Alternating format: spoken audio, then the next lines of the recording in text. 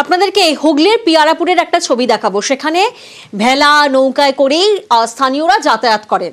কি কারণে?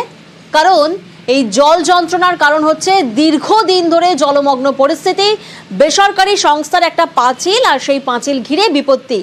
নিকাশি ব্যবস্থাকে বুঝিয়ে সেই সংস্থা পাঁচিল দেয়। আর এই ছবি এক দুদিনের নয়, শুনলে চমকে যাবেন। এই ছবি 4 থেকে 5 বছর ধরে, এভাবেই 4 থেকে 5 বছর ধরে জলমগ্ন পিয়ারাপুর গ্রাম পঞ্চায়েত।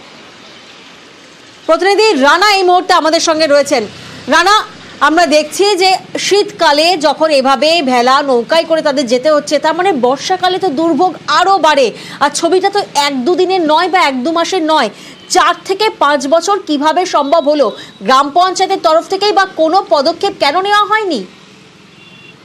একদমই তাই। দেখো প্রিয়াঙ্কা, শীত গ্রীষ্ম বর্ষা 12 মাসই এই এলাকার তোমার ভেলায় চেপে যাতায়াতই ভরসা, যেটা বলা যেতে পারে প্রায় দীর্ঘ 4-5 বছর ধরে এই এলাকার যারা মানুষজন শ্রীরামপুর উত্তরপাড়া ব্লকে পিয়ারাপুর গ্রাম পঞ্চায়েতের বেশ কিছু এলাকা আছে, যেমন বড় বেলু, ছোট বেলু, পাঞ্জাবি বাগান, মুসলমান পাড়া সহ বিভিন্ন এলাকার মানুষদের একটা অভিযোগ যে দীর্ঘদিন ধরে এই এলাকায় যে সমস্ত তিরিং রোডের পাশে বেসরকারি যে কারখানা হচ্ছে বা তাদের গুদাম তৈরি হচ্ছে, সেখানে জল নিকাশির উপর তারা পাঁচিল দিয়ে রীতিমতো জল নিকাশি ব্যবস্থাটা ধ্বংস করেছে।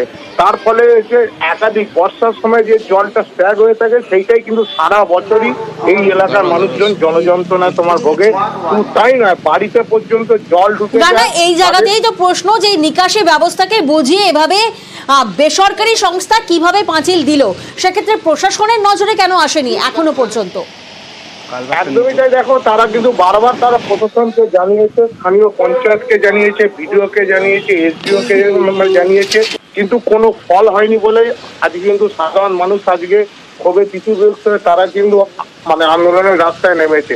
তাদের একটাই দাবি যে এইভাবে জলবন্দী জীবন কাটানো সম্ভব না। বিশেষ করে ওই এলাকার বেশ কিছু পুকুরও কিন্তু বুঝিয়ে ফেলা হয়েছে রাতের অন্ধকারে। ফলে একদম বেহাল জল নিকাশির জন্য তাদের এই সমস্যা।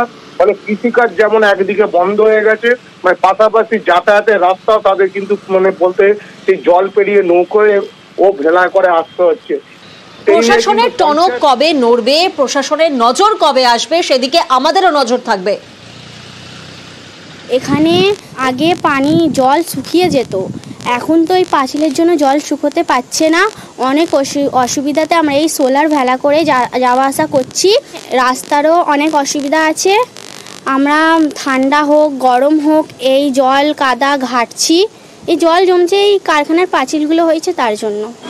এই কোম্পানিগুলো কিভাবে কাজ করছে জানি না, আমাদের নিকাশি সব বন্ধ করে দিয়েছে। এখন তো বর্ষাই না, তারপর আমাদের এখানে এক হাঁটু জল জমে আছে। নিকাশির ব্যবস্থা না হলে আমরা কারখানা করতে দেবো না। আমাদের যে ওপারে বাড়ি ঘরদর গুলো আছে মাঠের ধারে সব জলে ডুবে যায়। পুকুর বোঝানো হয়ে গেছে, অর্ধেক বোঝানো হয়ে গেছে।